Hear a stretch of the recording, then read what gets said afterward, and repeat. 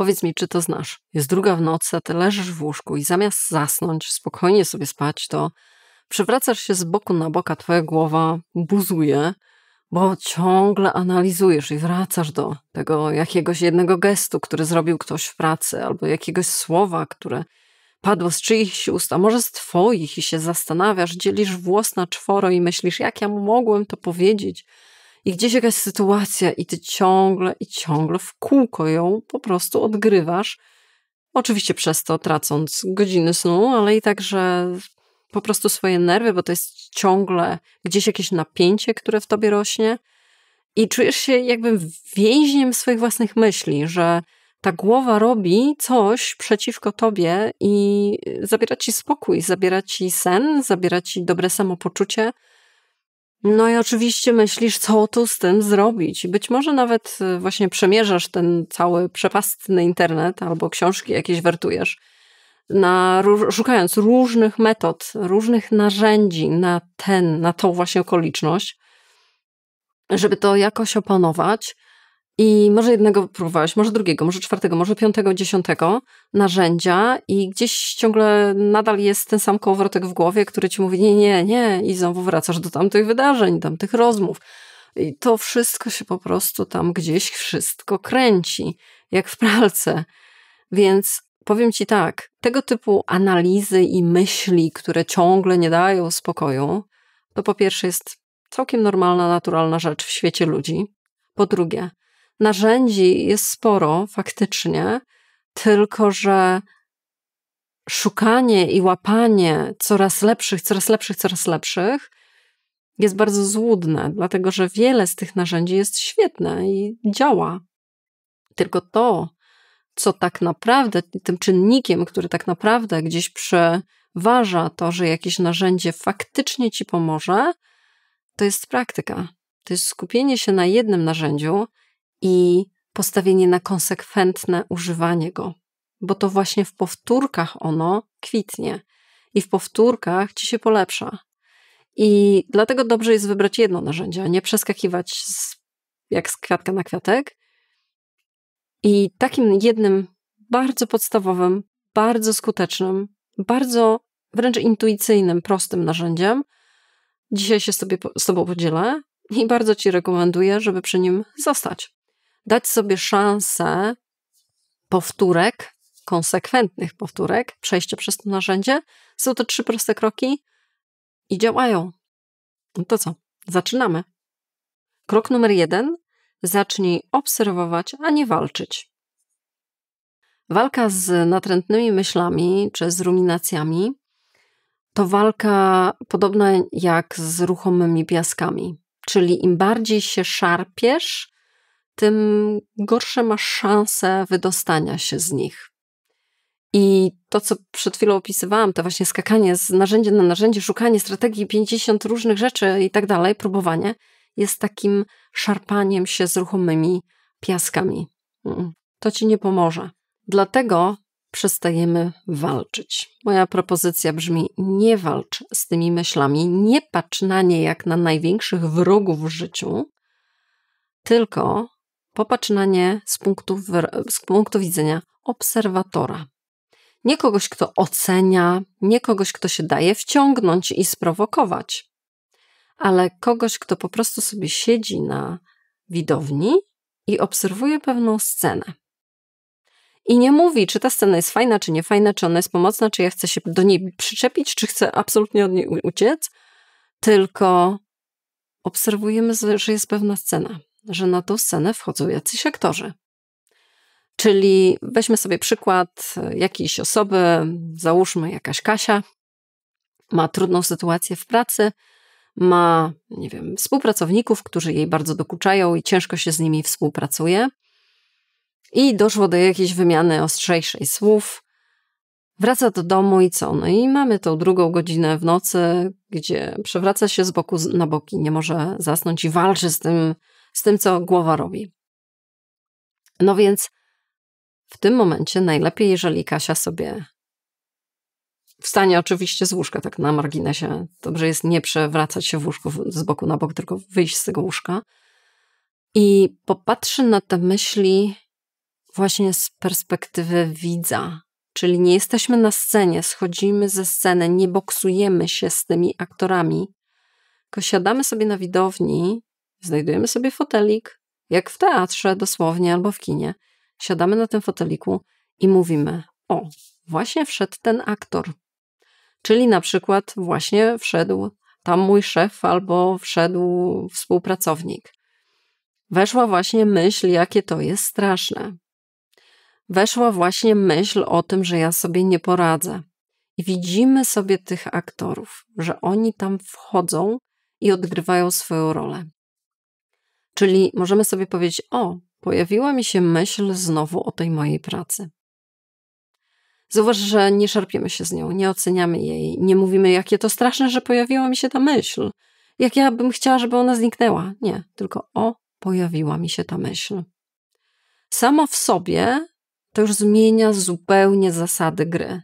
Jeżeli tylko pozwolisz sobie na konsekwentną praktykę tego jednego punktu, tego jednego kroku, po iluś powtórkach zauważysz, że już łapiesz dystans.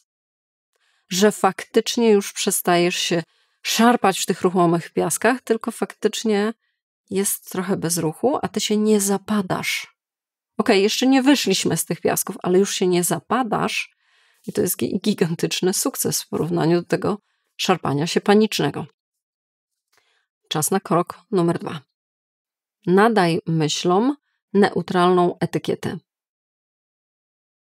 Podobnie jakbyśmy nazywali tych aktorów, którzy właśnie wchodzą na scenę i tam swoje odczyniają, podobnie nazwiemy nasze myśli. I teraz bardzo ważna uwaga. Nie możemy tego nazwać: o, to jest ta moja głupia myśl o pracy, albo ta moja beznadziejna, straszna myśl, tylko na przykład: o, to jest moje analizowanie. Nazywam to, co teraz się dzieje, analizą. Albo: o, tutaj mi się włącza wspominanie. Wspominanie negatywnych zdarzeń. Albo włącza mi się zamartwianie się, martwienie się. Martwienie się na przykład na przyszłość. Czyli nasza Kasia, która się ciągle martwi tym, jak to tam nie może się dogadać z współpracownikami, zamiast, kiedy ta myśl przyjdzie, zamiast się z nią szarpać, zaczyna ją nazywać. Czyli zyskuje dystans, żeby w ogóle popatrzeć sobie, poobserwować tą myśl. Poza tym nazywa ją, czyli ta myśl to zamartwianie się. Ja się w tym momencie się zamartwiam tym, co może być w przyszłości. Zamartwiam się przyszłością. Zauważ, że znowu odklejamy się od treści tej myśli. Czyli nie dajemy się wciągnąć tej myśli. Nie dajemy się sprowokować. I znowu powtarzam to samo. Jeżeli gdzieś poprzestaniesz na tym pierwszym i drugim punkcie, już masz wielki sukces za sobą, a jeszcze przed nami jeden punkt. Punkt numer 3. Przekieruj uwagę na coś fizycznego. Jedną z gigantycznych części tego całego cierpienia, które wiąże się z naszym boksowaniem się z myślami, jest to, co my chcemy zrobić z tą myślą. Najczęściej chcemy się jej pozbyć, chcemy ją pokonać na argumenty. Gdzieś nakładamy te rękawice bokserskie i się po prostu z nimi boksujemy. I tak de facto to tutaj leży cały ten punkt ciężkości i tego cierpienia, i tego niezasypiania w nocy, i tego zamartwiania się itp. itd. To, co chcę powiedzieć przez te wszystkie 3 punkty, a już zwłaszcza tym trzecim, jest to, że tutaj zaniechamy świadomie chęci zmiany tej myśli, chęci tego, żeby ona odeszła. Nie robimy z nią nic takiego. Nie przeganiamy jej i nie walczymy z nią, ale naszą energię, naszą uwagę przekierowujemy, skupiamy na czymś fizycznym. Czyli na przykład na dotyku, na temperaturze, może na wodzie. W ogóle woda jest świetnym terapeutą, jeśli chodzi o tego typu sytuacje, dlatego że możemy odczuwać w niej nie tylko dotyk, ale i także temperaturę, co właśnie skupia naszą uwagę na jakimś doznaniu fizycznym. Po co jest nam to potrzebne? Bo to nas gruntuje w teraźniejszości. Tak jak ten aktor, który wszedł na na naszą scenę, my go sobie obserwujemy z widowni i ten aktor, już nazwaliśmy go zamartwianie się na przyszłość, on chce nas wciągnąć w te alternatywne scenariusze przyszłości. Oczywiście założę się, że po prostu katastroficzne, wszystko będzie źle, wszystko będzie straszne. No więc, żeby w to nie iść, naszą uwagę przekierowujemy na czymś, co jest tu i teraz. Na tu i teraz, czyli co to może być? No w tym momencie ciało jest twoim sojusznikiem, jest twoim przyjacielem. Zaparz sobie herbatę i dotknij ciepłego kubka. Albo zacznij ją sobie pić i zauważ, jaki to jest smak, jaki jest aromat, jaka jest temperatura. Więc nasza Kasia, która tak się przewracała z łóżku z boku na bok, może sobie właśnie wstać, zrobić herbatę i się nad tym skupić. Możemy się przejść na przykład boso po mieszkaniu, skupiając się na doznaniach sensorycznych przez nasze stopy przebiegających. Czyli jakaś temperatura, jakaś tekstura. Jesteśmy tu i teraz, wracamy do tu i teraz. Te myśli sobie będą.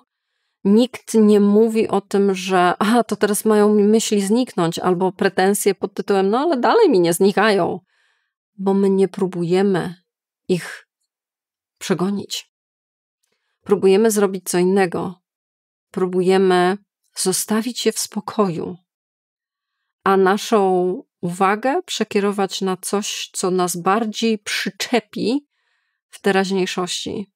Na tyle przyczepi, że nie damy się wciągnąć i sprowokować tym katastroficznym wizjom a propos przeszłości lub przyszłości. Czyli wygraną nie jest to, że mam zatrzymać te myśli. Pamiętaj, zapominamy o tym celu. To jest bardzo nierealny cel. Kiedy masz mózg, będziesz miał myśli. Natomiast to, co chcemy zrobić, to jest nie dolewamy oliwy do ognia.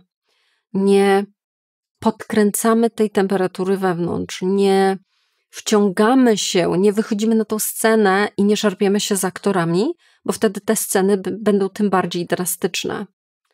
A w tym wszystkim, jakim cudem masz znaleźć spokój? Jakim cudem masz znaleźć spokojny sen? Tak to się nie stanie. Oczywiście zdaję sobie sprawę, że mówię tutaj o dosyć sporym wyzwaniu, dlatego że ten sposób, te 3 kroki stoją w opozycji do zwyczajowego szarpania się ze swoimi myślami. To już jest wyzwanie, dlatego że zmieniamy nawyk. No i poza tym myśli są różne, a gdzieś nawyki stare mówią, żeby właśnie dać się prowokować. Więc jeżeli potrzebujesz gdzieś jakiegoś wsparcia, konsultacji, zapraszam na spotkania 1 na 1 online. Jak to zrobić, zostawiam w opisie. Przy okazji taką dawkę spokoju wewnętrznego, którą możesz zyskać raz na tydzień w formie pisanej, jest newsletter. Zapraszam Ciebie serdecznie. Natomiast gdzieś podsumowując cały ten film, nie walcz. Walka tylko i wyłącznie intensyfikuje cały ten proces i wielkie napięcie temu towarzyszące. Odpuszczamy, stajemy się z kogoś, kto się boksuje, z boksera, stajemy się obserwatorem, który ewentualnie nazywa i zaczyna gruntować się w teraźniejszości. Poprzez doznania, poprzez ruch, poprzez sensorykę, poprzez oddech. I to jest o wiele bardziej pomocne. Tak jak we wszystkim, co mówię na tym kanale, powtórzę jeszcze raz, sekret nie leży w tym, że ta metoda jest jakaś dziwna, chyba potrzebuję innej i dalej skaczemy po metodach. Czyli nakręcamy nasz umysł do tego, żeby sobie dalej boksował się już nie tylko z własnymi myślami, ale z metodami, jak sobie z tych myśli wyjść i z nimi poradzić. To jest dalej więcej ruchomych piasków. To, na co warto postawić, to jest to narzędzie, które tutaj opisałam, jest absolutnie wystarczające, jest absolutnie podstawowe i takie super skuteczne, tylko że w powtórkach, tylko że potrzebuje konsekwencji. I wtedy zauważysz z każdą powtórką poprawę. Krok po kroczku to się stanie coraz bardziej dostępne i coraz bardziej skuteczne. Daj mi znać w komentarzu, jakie myśli Ciebie gryzą gdzieś tam o 2:00 w nocy. I w jaki sposób sobie radzisz? Może masz swój własny patent, który jest super skuteczny? Podziel się, to wszyscy na tym skorzystamy oczywiście. A każdy komentarz jest wsparciem tego kanału, także bardzo Ci dziękuję, tak jak inne kliknięcia, polubienia, subskrypcje i tego typu rzeczy. Każdy ruch na tym kanale to jest wsparcie tego, co robię, podobnie jak i wsparcie poprzez inne platformy. Wielkie dzięki za te wszystkie kawy postawione wszystkim osobom, które to robią. Wirtualne kawy, mam na myśli. Bardzo Was doceniam. To wiedzcie, że widzę Was i naprawdę zostajecie w moim sercu na długo. Jeżeli gdzieś masz ochotę podłączyć się pod to wsparcie, bo ten film może Ci się okazał jakiś pomocny, czy jakikolwiek inny na tym kanale, wiedz, że jestem bardzo wdzięczna. Dziękuję Ci bardzo z góry. I cóż, widzimy się następnym razem. Do zobaczenia.